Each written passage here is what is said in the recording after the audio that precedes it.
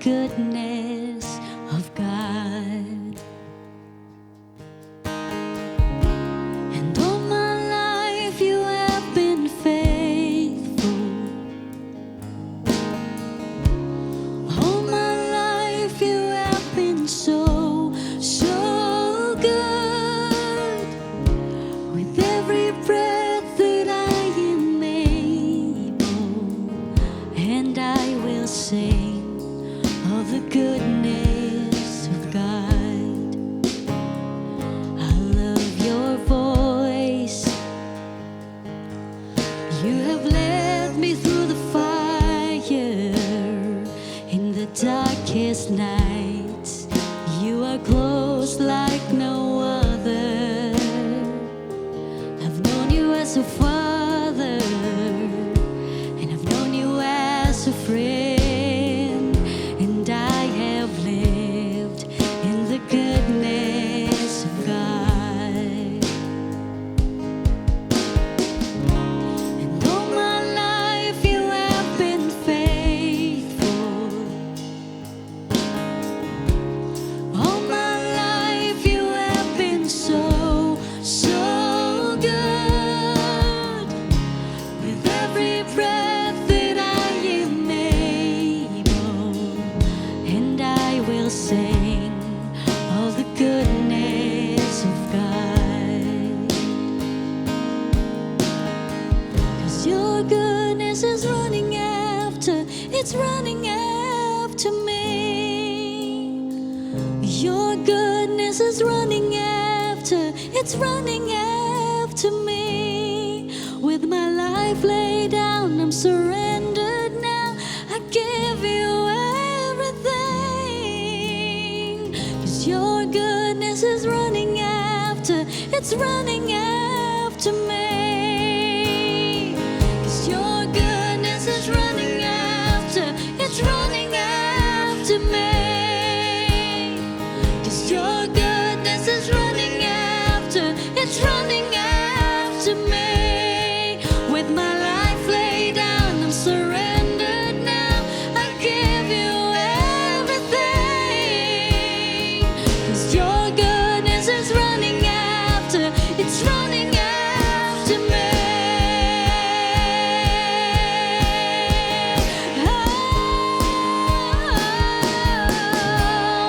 All my life you have been faithful. And all my life you have been so, so good. With every breath that I am able, and I will sing of the goodness of God. All my life you have been faithful. And all my life you have been so, so good. With every breath that I am able, oh, I will sing of the goodness of God. And I will sing of the goodness of God.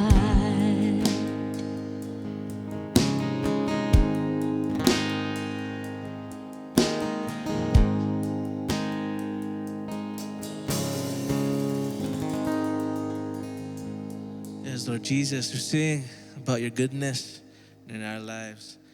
You know, the greatest love of all, displayed on the cross. No, and 1,000 times we have failed your name, but still you're faithful. You're willing to accept us with arms open wide. Lord, this is the least that we can do, just to worship your name, just to give our lives for you. And for you, our King, King of our lives and King of this world, our God. Let's just sing together. Let's just worship him.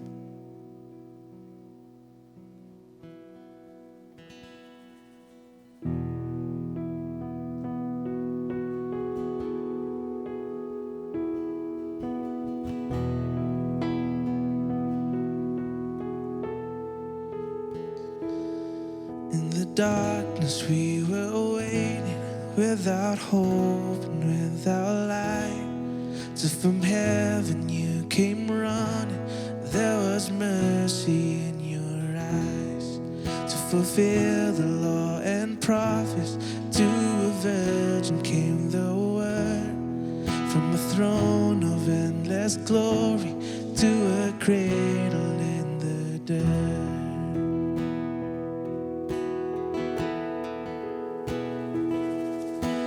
Praise the Father, praise the Son, praise the Spirit, three in one.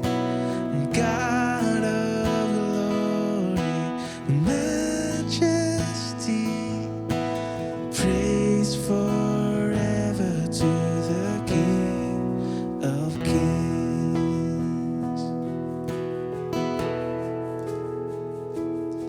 To reveal the kingdom coming and to reconcile the lost, to redeem the whole creation. You did not despise the cross, for even in your suffering you saw to the other side, knowing this was our salvation. Jesus, for our sake you died. Sing praise the Father, praise the Father, praise the Son, praise the Spirit, three in one. God of glory, majesty, praise forever to the King of Kings.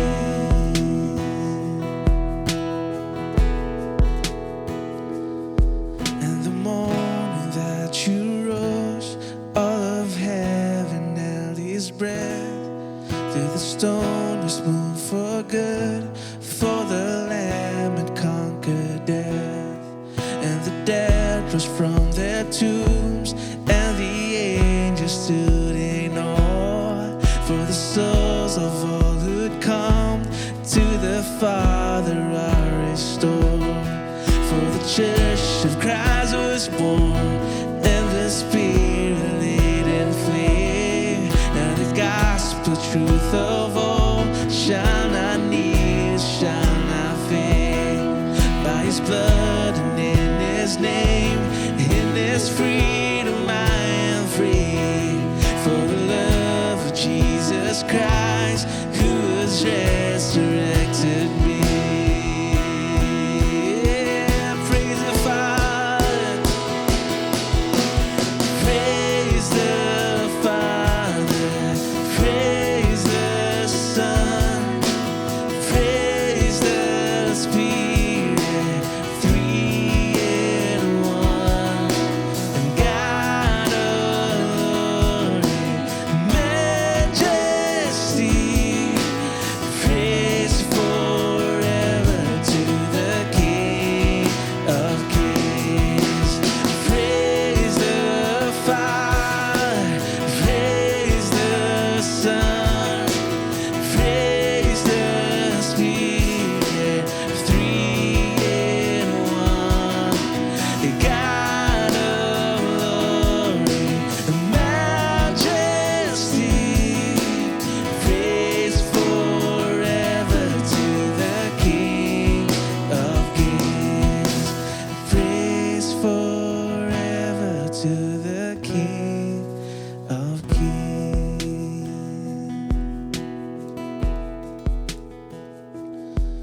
Praise forever.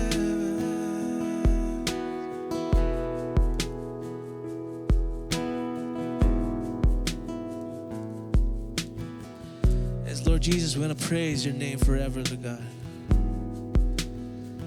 No, this is the least that we can do for all the goodness, for the cross, for your love that you have displayed.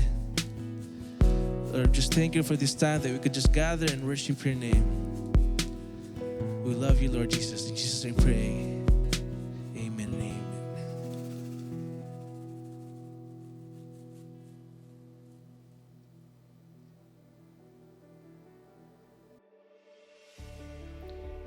everybody, my name is Ella and I'm one of the staff here at Quest. Thank you so much for joining us this morning for our online experience. Again, we hope that you and your family are safe as we all still wait for the end of this pandemic. If today is your first time joining us, we are so glad you're here. Our mission here at Quest is to lead people into a growing relationship with Jesus Christ. We also want to say thanks for those of you that have continued to give online during this time while we haven't been meeting in person. The work of the church still continues and your contributions are huge help. We have several giving options available and all those details are on our website at give.questcebu.com. This morning, we are starting a new series with Pastor Andy Stanley titled Better for It.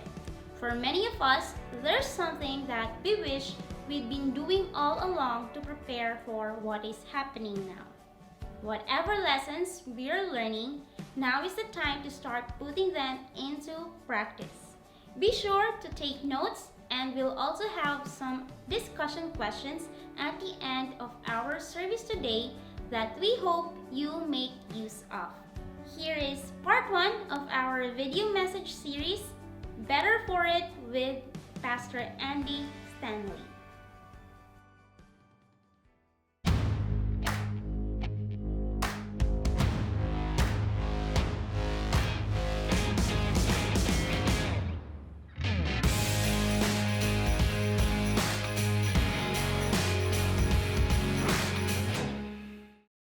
So here's something I bet we all have in common. I'm kind of ready for things to get back to normal, aren't you? I mean, it's kind of been fun. It's sort of been a break. I say fun. For some people, it's been fun to have a break. For other people, it's just 100% stress. And, you know, we're all somewhere on that continuum. But for the most part, I think we're all ready for things to get back to normal. But in light of what we've experienced and in light of what we've learned, it would probably be a shame for us to just go back to the normal. So right now, there are a lot of people talking about the new normal. In fact, I bet you've talked about the new normal. Now, as you know, some of the new normal may be forced on us, but here's the thing, and here's what we're going to talk about for the next 3 weeks. If we're wise, we will pause and ask the question, what have I learned? What have we learned? And what do we want to carry forward? We'll pause and ask the question, what have I learned? What have we learned? And what do we want to carry forward? Now, here's something I've learned. In fact, here's something I think we've all learned, that the producers of the Mad Max movies, you remember from the late 70s and 80s and early 90s, the Mad Max movies, the producers had it wrong. The producers had it wrong because here's what we've all learned. The most valuable commodity during an apocalypse is not oil. It's what? That's right, it's toilet paper. It's toilet paper. And I think somebody should make a movie about that. And of course, the perfect title would be Game of Thrones. But that's taken. Anyway, so the question we're going to ask for the next few weeks is how can we take what we've learned and carry it into the future? Or to the title of this series, how can we be better for it? How can we be better for it? How can we be better as a result of what we've all just experienced? It was forced on us, but we're coming through this. How can we be better for what we've just experienced? And if we don't stop and ask this question, we will forget. And it would be a shame because pain without gain, you know this, pain without any gain is a shame. Now, I realize for some of you, you are not ready to ask this question because your response to me so far is, Andy, I can't think about how to be better for it because I'm still in it. In fact, I'm just beginning to suffer the consequences of what we've just been through. So, hey, thanks. Maybe later I'll check back in, but I can't begin asking the question, how can I be better for it? Because I'm right in the middle of it. But I just want to push back on that just a little bit. And I realize I'm stepping out because I don't know your circumstances. I don't know your pain. I don't know what you're going through right now. I don't know how this has affected you and your family specifically. But here's what I do know.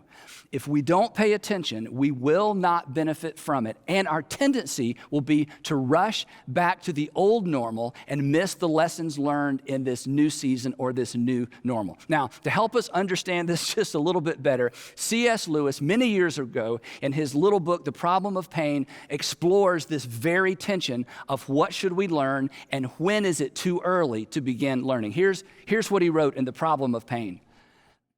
He said, my own experience is something like this.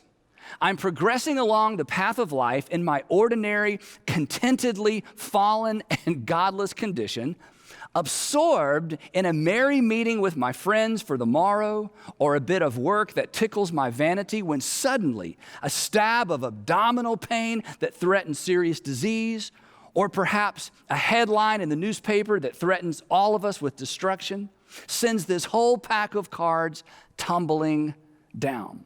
And at first, he says, I'm overwhelmed that all my little happinesses look like broken toys. But then slowly and reluctantly, bit by bit, I try to bring myself into the frame of mind that I should be in at all times. And perhaps, by God's grace, I succeed. And for a day or two, isn't that our experience? And for a day or two, I become a creature consciously dependent on God and drawing its strength from the right sources. But the moment the threat is withdrawn,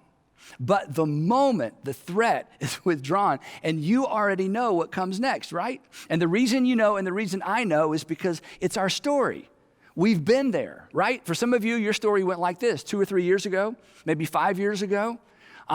Your husband or wife came to you and said, okay, if you don't change, I'm done. I'm out of here. We've talked and counseled, and I don't see any permanent change. And suddenly he or she had your attention. You sat up straight and you began making changes, right? You began coming home earlier. You started listening better. You paid more attention to the kids. You paid more attention to what he asked and what she asked. And suddenly you became a better husband. You became a better wife, and the marriage got better for a while.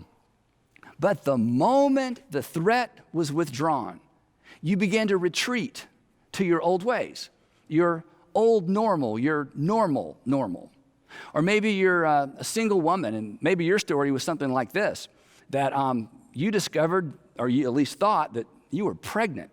And it scared you to death. And suddenly your religious past came crashing down on top of you. And maybe you prayed for the first time in a long time, and you begged God, and you promised God, and you promised change. And then you discovered that you weren't pregnant, and you were so relieved, and you were a different person.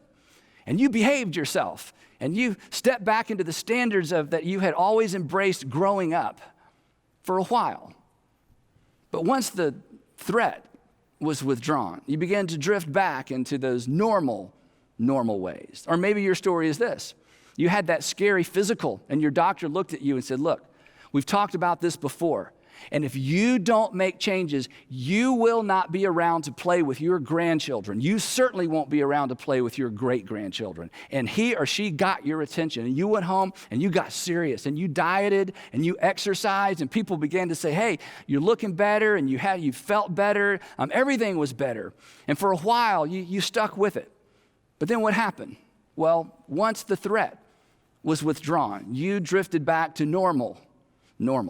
And all of these scenarios, and there are more, you've got your own story. All of these scenarios make me think, what is wrong with us? Why do we have to be led to the brink of disaster before we are willing to make the changes that we've known all along we need to make? Back to C.S. Lewis. Here's how he finishes this idea. But the moment the threat is withdrawn, my whole nature, and look at this verb, this is great, my whole nature leaps back to the toys. God has had me but for 48 hours, and then only by dint of taking everything else away from him. But let him sheathe that sword for a moment. And here's what I want us to avoid, and this is why we're going to talk about this for the next few weeks. Because in order for us to gain through this pain, we have to be intentional. Otherwise, we will all drift back to the normal that we used to have and never learn anything from it. And that's why I wanted to poke and prod just a little bit for the next few weeks. Listen to how he finishes this idea. But let him sheathe that sword for a moment, and I behave like a puppy, that when the hated bath is over, and if you have dogs, you know exactly where this is going. I behave like a puppy that when the hated bath is over, I shake myself as dry as I can, and I race off to reacquire my comfortable dirtiness, if not in the nearest manure heap, at least in the nearest flower bed. Now here's the thing, and you know this, and this is true of all of us. It is human nature to return to bad habits once the pain associated with those bad habits is gone, right? It's human nature to return to our bad habits once the pain associated with those bad habits is gone. In other words, it's human nature to want to get back to whatever normal was. But here's the thing, and you know this, right? Aspiring to normal? Come on, that's not very inspiring, right? So here's the question we're going to wrestle to the ground for the next 3 weeks. How can we be better for it? In other words, it's, you've heard don't let a good thing go to waste. That's true. Well, don't let a bad thing go to waste. In fact, in this situation, it would be worse to allow a bad thing to go to waste. And it is not too soon. And again, I don't know your circumstances, but my hunch is this. It is not too soon to begin asking this question. It's not too soon to begin this discussion. It's not too soon to begin taking inventory and to ask the question, what have I been doing that almost led to my undoing? What have I been doing that almost led to my undoing? Or the flip side is simply this. What should I begin doing now? What should I begin doing that I should have been doing all along? So today, what I want to do to get the discussion kicked off, I want to talk about 3 specific areas. And honestly, the first 2 are going to be a little bit painful. The first 2, you may feel like I'm being a little bit insensitive, that I'm doing more meddling than speaking or preaching, but I want you to hang in there with me. And the reason it's going to be uncomfortable, it feels like it's too soon to talk about this, but it is not too soon. While the pressure is on, this is the time when we learn the most. This is the time when we gain the most perspective. And what a shame it would be to lose these lessons, to lose these learnings, and to lose this perspective. So I want to talk about 3 areas today, and then next week, I'm going to come back and I'm going to talk about your superpower. You have a superpower. You have a special ability that empowers you to be better for anything you face in life. So next week, we're going to come back and talk about your superpower. So don't miss next week. But to sort of get us started, let's jump in here. How can you be, this is number 1 of 3, how can you be better for it financially? How can you be better for what we just went through? How can you be better for it financially? What have you been doing that almost led to your undoing financially? Or perhaps what have you been doing that actually led to your undoing financially? What financial habit caught up with you in this difficult season? Or ask it this way, what do you wish you'd been doing financially that would have set you up to be in a better place now? And whatever comes to mind, and you have an answer to this question, here's my challenge. Begin now. Now is the time to face up to 2 financial realities. In fact, there are several financial realities we need to face up to. But if you will use the pressure you're feeling right now, even perhaps the chaos in your finances right now, to begin asking these important questions, you will be better for it later. And I just want to talk about 2 financial realities that are looming large for many of us. Number 1, I want is better than I owe. If you have been a part of this broadcast or part of one of our churches for very long, you've heard us talk about this before. I want is better than I owe. In other words, it is better to go without things you don't need than to owe money on things you don't need. It is better to go without things you don't need, there's a tension there, than to owe money on things you don't need. There's a tension there. There's a tension either way you go. But the tension of I owe is far worse than the tension of I want. The second financial reality that looms large right now, that serves as a reminder and perhaps sets you up to be better for it, is this. A financial hole, and you're going to hate me for this, but a financial hole is always due in part to a lack of self-control. That a financial hole, and I made it rhyme so you'll remember it, a financial hole is usually, maybe always, but let's just say usually due to a lack of self-control. Let me illustrate it this way. Before this crisis, you had this thought. If only I had more money, if only I had more money, if only I made more money. During the crisis, you had this thought, if only I'd saved more money, if only I had saved more money, which is the same thing as saying, if only in the past I had exercised better self-control. That a financial hole is usually due in part to a lack of self-control. control. And if you are facing the consequences of a lack of self-control financially, now is the time to write that down, to learn this lesson, and never, ever do what you did in the past again so that you would be ready for the future. The writer of Proverbs states it this way, and he gives us a word picture that is really not very relevant to our current situation, or certainly relevant to our current culture, but it's a powerful word picture from ancient times. Here's what he wrote. He said, like a city whose walls are broken through is a person who lacks self-control. Like a city whose walls are broken through. Again, for us, this is meaningless. But in ancient times, the walls around a city represented security and peace and prosperity and safety. And when an enemy would come, they would pick the weakest part of the wall and they would use weapons of warfare, siege warfare, to eventually break through or create a breach or a break in the wall, and the enemy would pour through the wall. And here's what the writer is saying.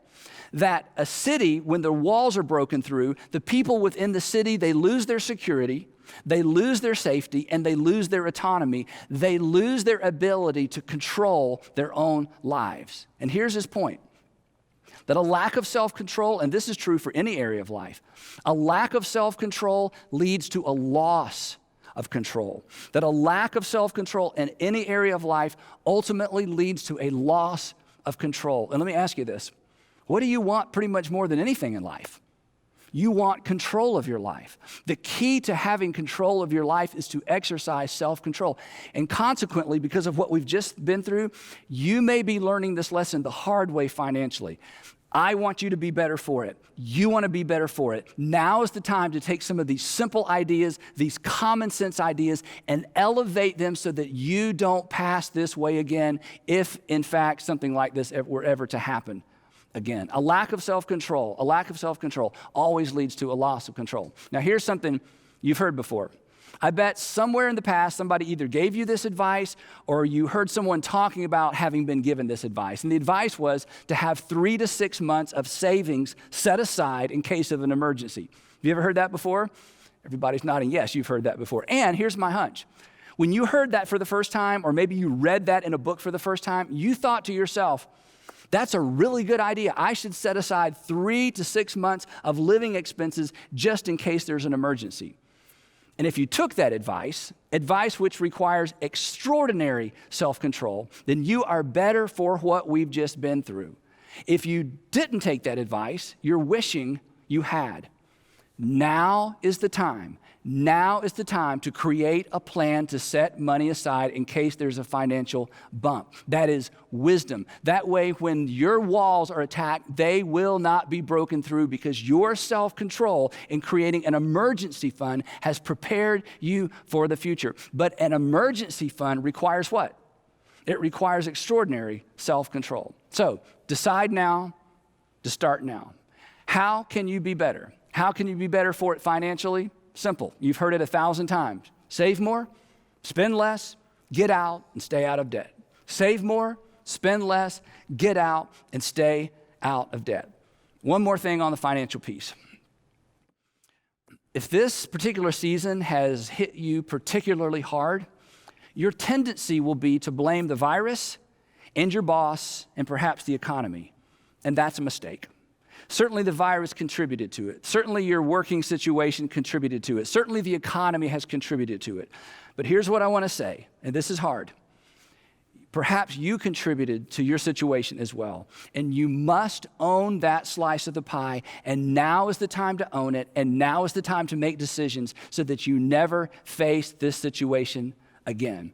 Take responsibility for your finances, embrace all that common sense you've heard your whole life, exercise self-control, and prepare for the future. Take notes, make a plan, decide to be better for it.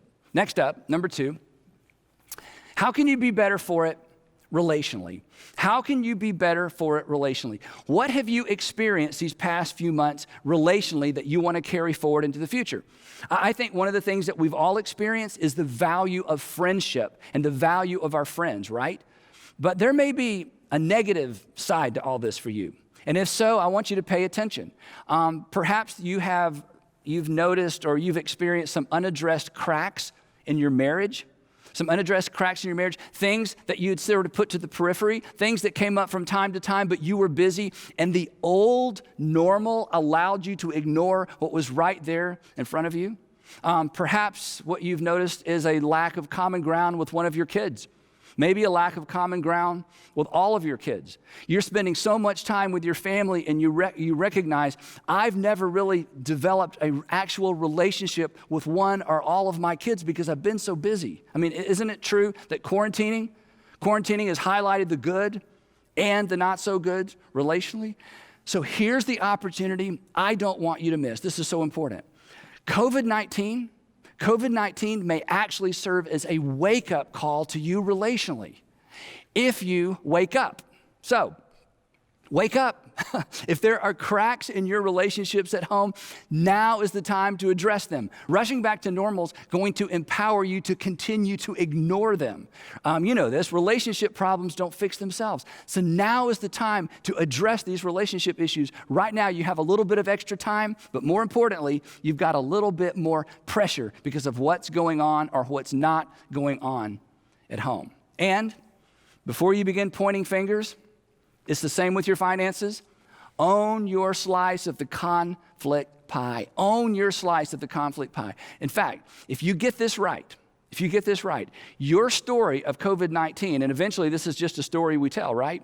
Your story of COVID-19 may be this, that it was actually the catalyst that saved our marriage. If you pay attention to this attention, and if you do the difficult work that faces you right now, rushing back to normal will only allow what's bad to get worse. Right now, what we're facing is forcing us to face perhaps what we've neglected. Perhaps your story will be this. COVID-19 was the catalyst for repairing my relationship with my son. Perhaps your story will be COVID-19 was the catalyst for repairing my relationship with my daughter. Relationally speaking, and I don't think we can exaggerate this, all of this pain with no gain would certainly be an extraordinary, extraordinary shame. Last thing, number 3. How can you be better for it personally? How can you be better for it personally? And when I say personally, I'm talking about internally. Let me ask it this way. How is your worldview holding up? How is your worldview holding up? You know what your worldview is. It's the way that you see and interpret and explain how the world works. And when difficult time comes, sometimes our foundations are rocked. And if your foundation, your worldview has been rocked, you should pay attention to that. Do you find yourself asking questions that you've never asked before? If you're not a particularly religious person, have you found yourself praying for the first time in a long time? Maybe you went and found a Bible for the first time in a long time. If you are a particularly religious person, has your faith been rattled? Did you perhaps discover that your faith was more fragile than you imagined? Did you find yourself asking questions, or do you find yourself asking questions you've never asked before? Questions like, where's God? How could God? Or I thought God. So here's my point. Regardless of which side of the faith aisle you're on, if this current season has created tension on the inside, pay attention to that tension. It means you are on the verge of learning something new or being reminded of something that you've forgotten. It could lead somewhere good, and it could certainly lead somewhere better. My friend Kate Bowler said this, and I wasn't sure if I'd heard her say it or actually had read it in her book, but here's her quote, and I'll tell you how I found it in just a second. Here's what Kate Bowler wrote. She says this: there's a little prosperity gospel in all of us. There's a little prosperity gospel in all of us. And the prosperity gospel is this gospel that says basically good things come to good people and bad things come to bad people. That just kind of what goes around comes around, and what comes around goes around. That you sort of earn your way through life, and that God favors certain kinds of people because of their behavior. And in spite of the fact that you may reject that kind of theology, I think she's right. There is a little bit of that thinking in all of us, that God owes me. Or if you don't believe in God, that life owes me, or karma owes me, or somebody owes me because I have been a good person and I have lived a good life. Now, Kate is actually a professor at Duke Divinity School.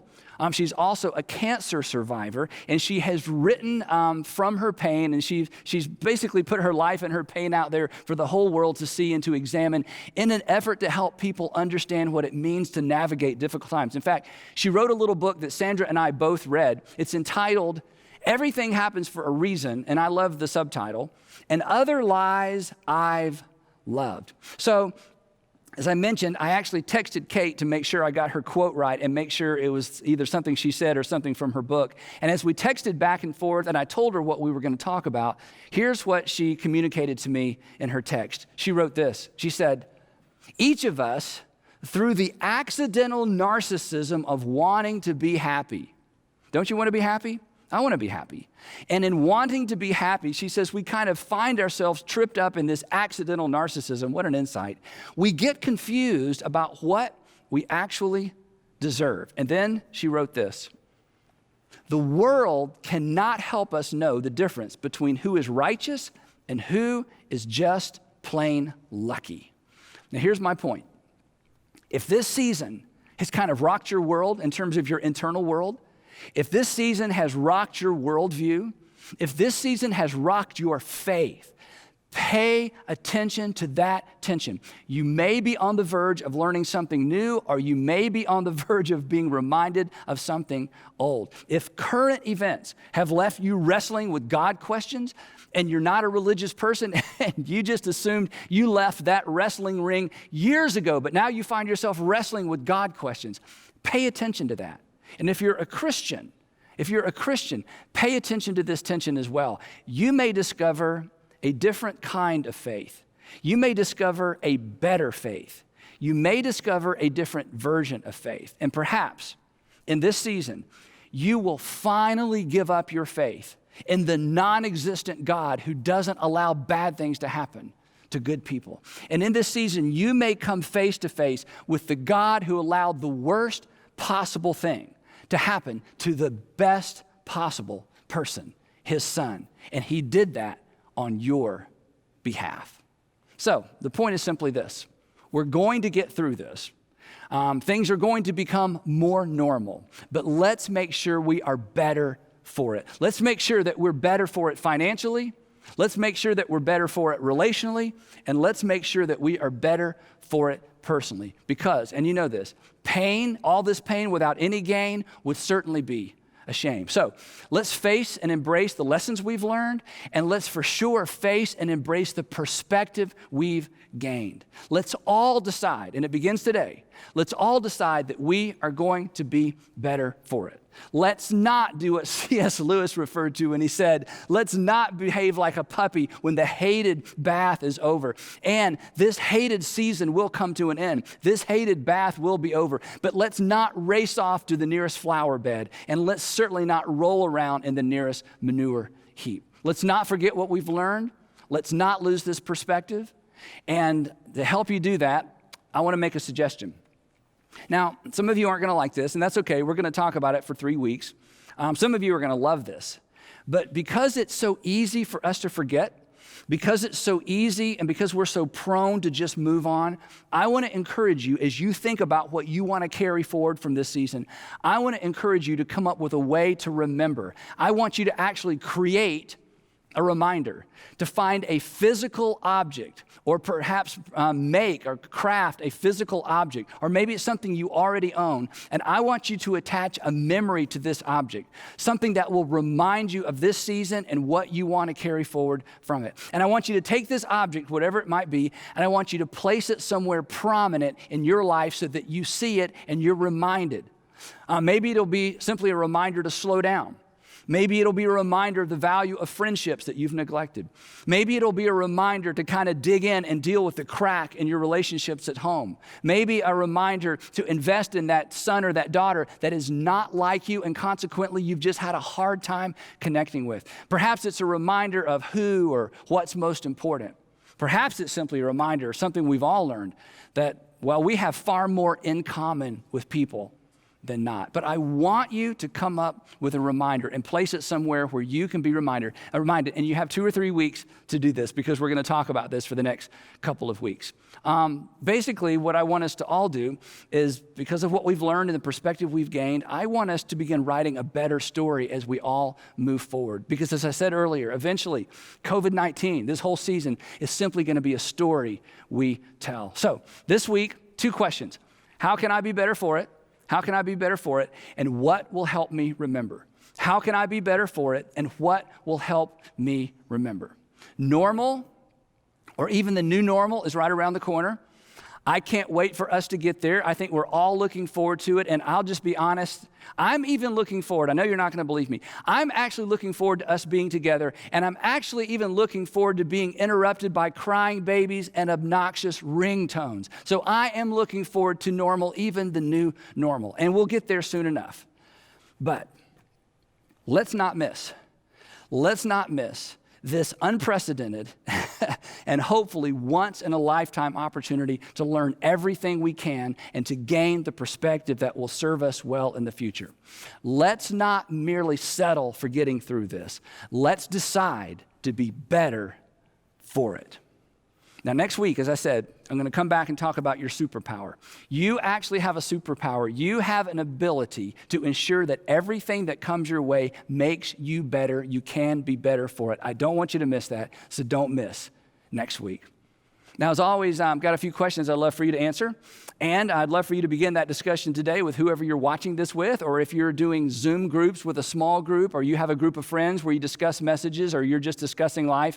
Here's the 3 questions I'd love for you to wrestle to the ground as we prepare for next week.